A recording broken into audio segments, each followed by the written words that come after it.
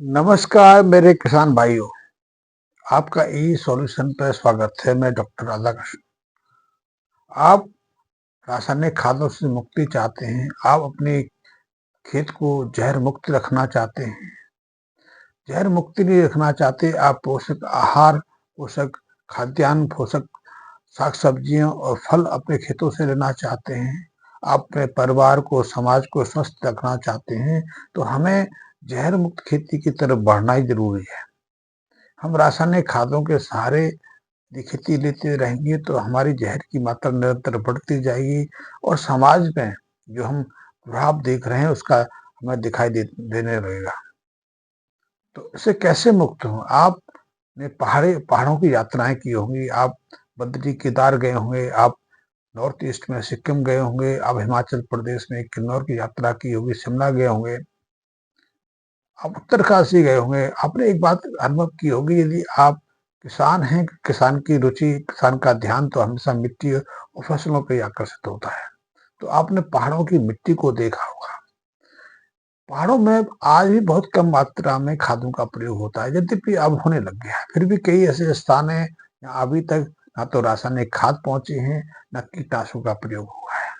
तो वहाँ की मिट्टी को आज आप भी देखेंगे तो वहाँ की मिट्टी में कालापन दिखाई देगा, जो आपकी मिट्टी में आज से 2-3 दशक पहले दिखाई देता था। अब तो हमारे अपने जो मैदानी क्षेत्र हैं, वहाँ की मिट्टी मटमैली सी, निर्जीव सी, सूखी-सूखी दिखाई देती है, कठोर दिखाई देती है। इसलिए हमें अधिक पावर के ट्रैक्टर का सहारा लेना पड़ता है। अन्यथा एक समय था, आज से ज़्यादा पुराना 20-25 साल पहले हम हल्के फावड़े से भी उसको खोद देते थे, जो खुद जाती थी। अब हम फावड़े से उसमें छेद नहीं कर सकते, काट नहीं सकते, हमें बहुत ताकत लगानी पड़ती है। लेकिन पहाड़ों में जाओगे तो आज भी पहाड़ों की मिट्टी काफी हद तक मुलायम है, सॉफ्ट है।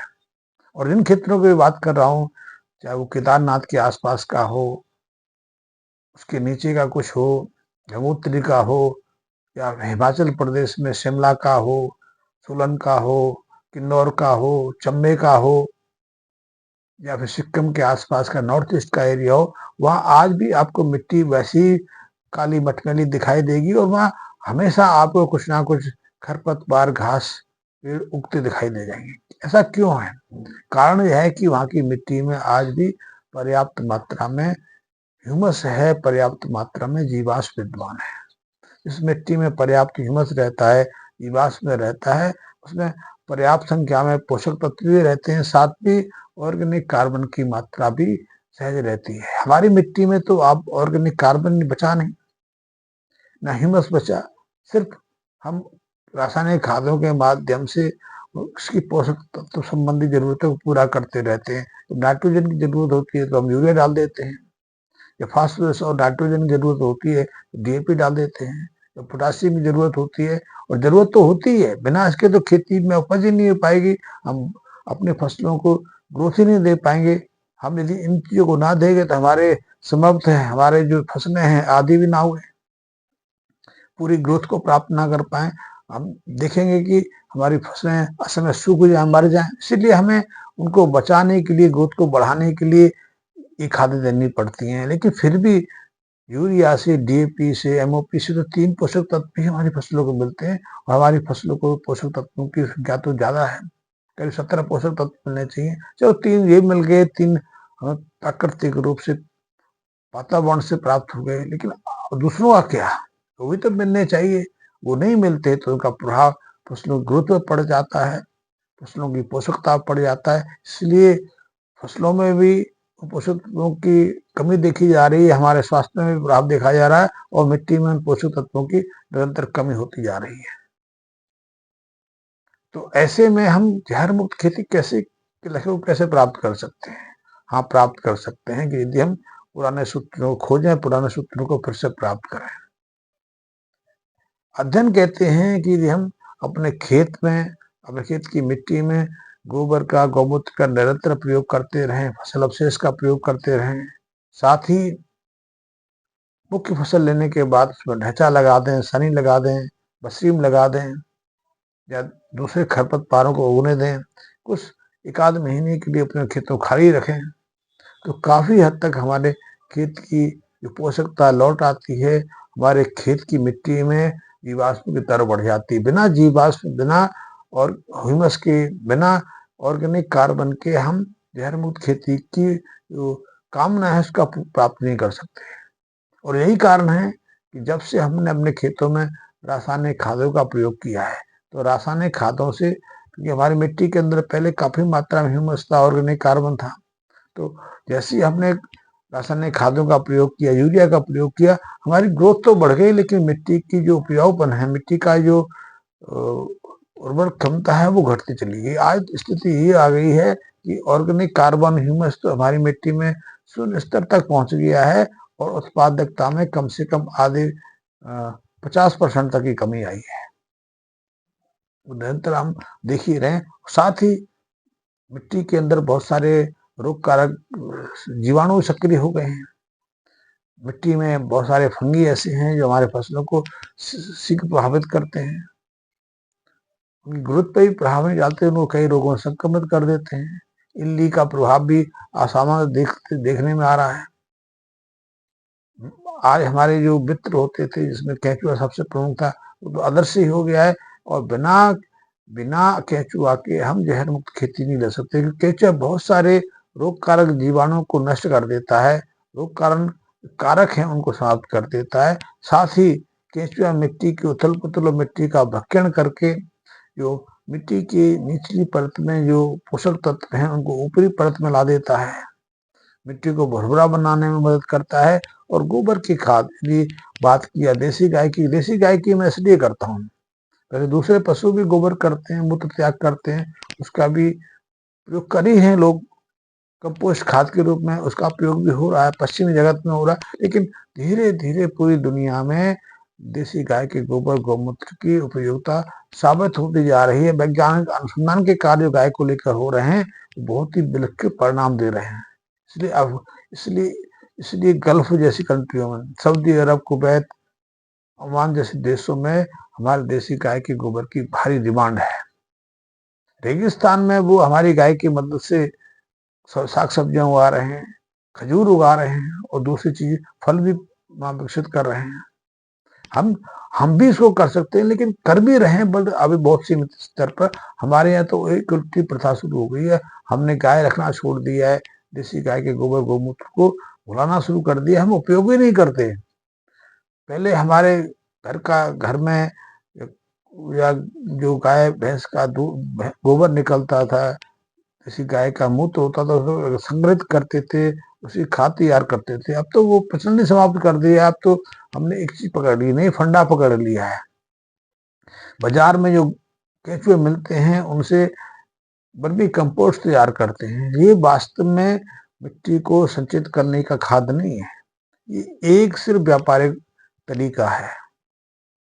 क्योंकि जो इस केंचुए से हम वर्मी कंपोस्ट तैयार करते हैं वो तापमान के प्रति बेहद संवेदनशील है। वो मिट्टी को नहीं खाता, वो गोबर का भक्षण करता है या ऑर्गेनिक कार्बनिक पदार्थ उनका सेवन करता है, उसमें कुछ बदलाव करके बल मूत्र रूप में कंपोस्ट खाद तैयार करता है।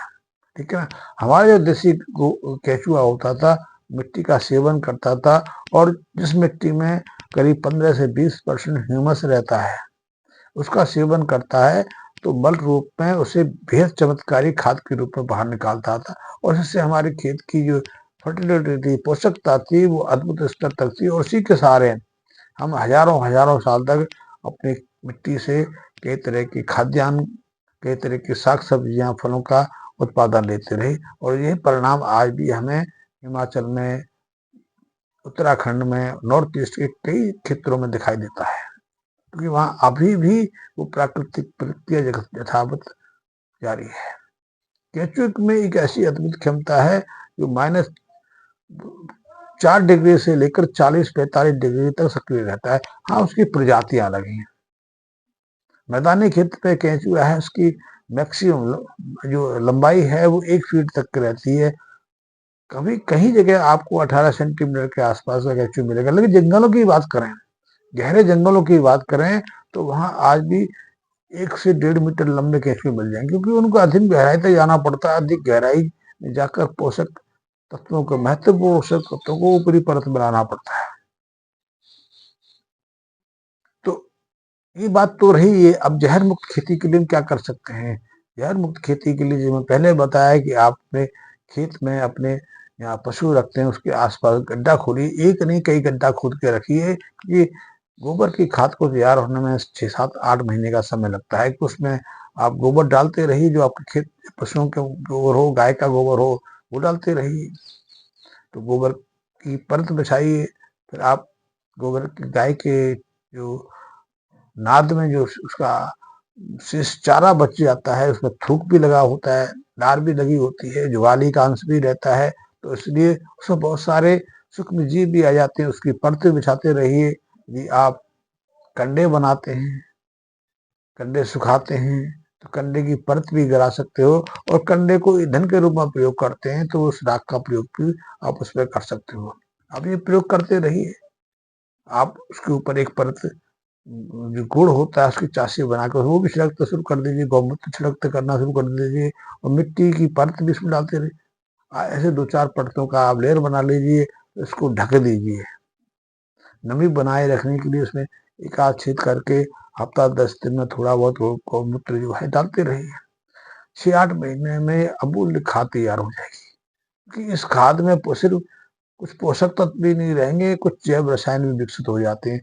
ऐसी गाय की खाद में, गाय के गोबर की खाद में कई तरह के विशिष्ट जैव रसायन हैं, जिसमें कि ह्यूमिक एसिड है, फुलविक एसिड है, फिनोल्स हैं, और बहुत सारे जो हैं जैव रसायन है उसमें आ जाते हैं। और जब हम ऐसी खाद का प्रयोग अपने खेतों में करते हैं तो खेत की संरचना में बदलाव आना शुरू हो जाता है।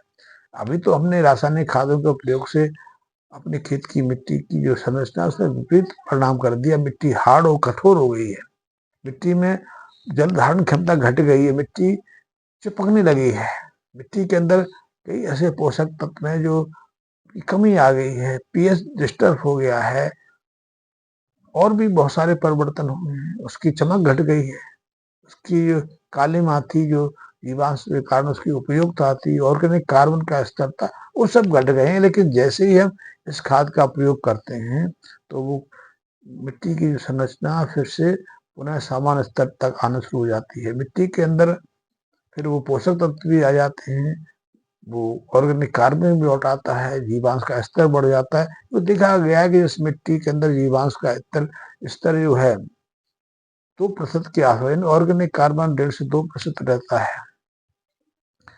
उसमें केचुआ भी लौट आता है, दूसरे जीव जंतु भी लौट आते हैं, और ऐसी मिट्टी की जो फर्टिलिटी है, मिट्टी की उपजाऊ क्षमता है, वो सामान्य तुलना में 4 गुना बढ़ जाती है। ऐसी मिट्टी में आप जो भी बीज डाल दोगे, जुताई करो मत करो, खुदाई, आप ऐसी पत्तों के नीचे डाल दो, वो अंकुरित होता है, अंकुरित होने के साथ में उसकी ग्रोथ अच्छी अद्भुत रहती है।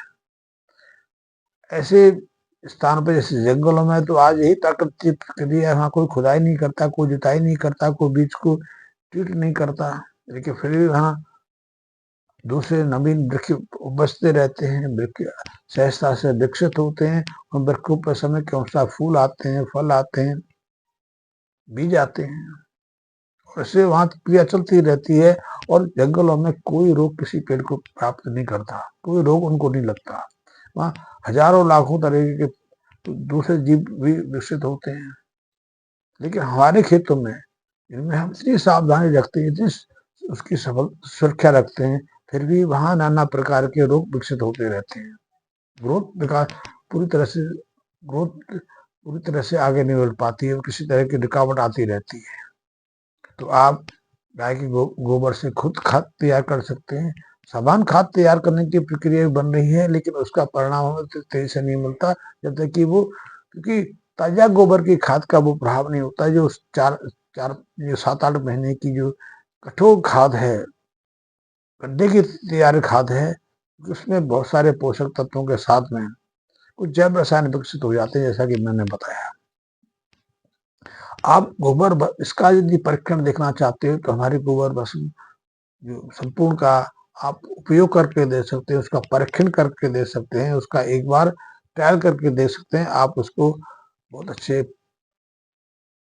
परिणाम से देख कर विस्मित हो जाएंगे।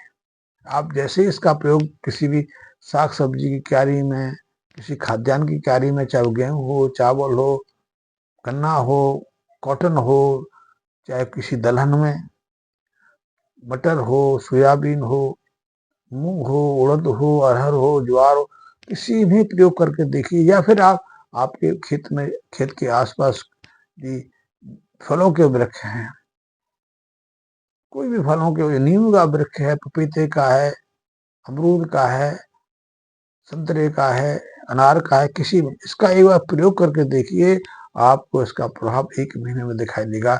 बहुत सारे मेरे मित्र ऐसे हैं जो पान की खेती करते हैं, उन पर मैंने ट्रायल भी कराया है।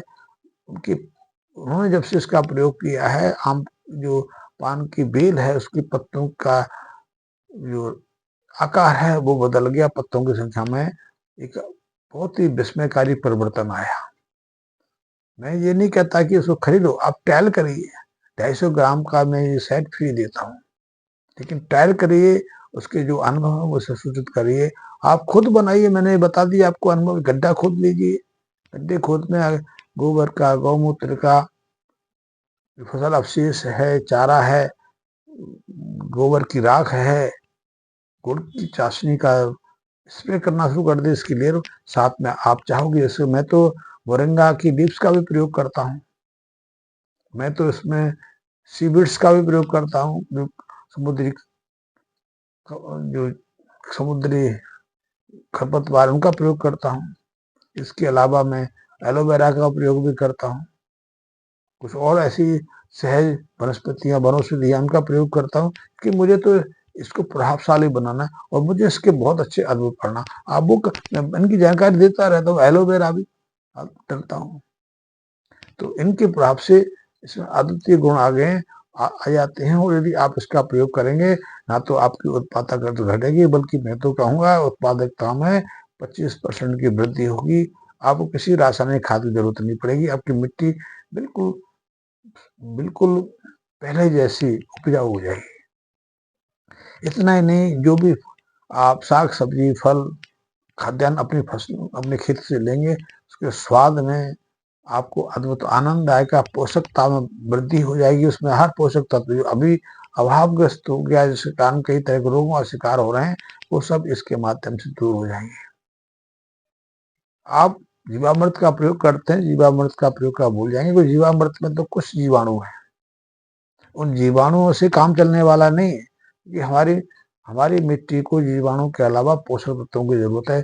जीवाणु को अभी उन पोषक तत्वों को स्थापित करने में समय लगेगा। हम तो सीधा सीधा कहते हैं कि गोबर का प्रयोग करो, गोबर में हर जीवाणु भी है, हर पोषक तत्व भी है, उसमें सेलुलोज का डाइजेशन से हर वो पोषक तत्व हमारे मिट्टी को मिल जाता है। हेमी सेलुलोज से, लिग्निन से के बाद से कार्बन है, फास्फोरस है, पोटासियम है, मैग्नीशियम है, जिंक है, आयरन है, कॉपर है, हर पोषक तत्व मिट्टी के लिए गोबर से उपलब्ध हो जाता है। गोबर संपूर्ण आहार है मिट्टी का, हमारी धरती का। उससे हमारी मिट्टी की जो पोषकता है, उपजाऊपन है, पुनः स्थापित हो जाता है। यही, धन्यवाद मित्रों।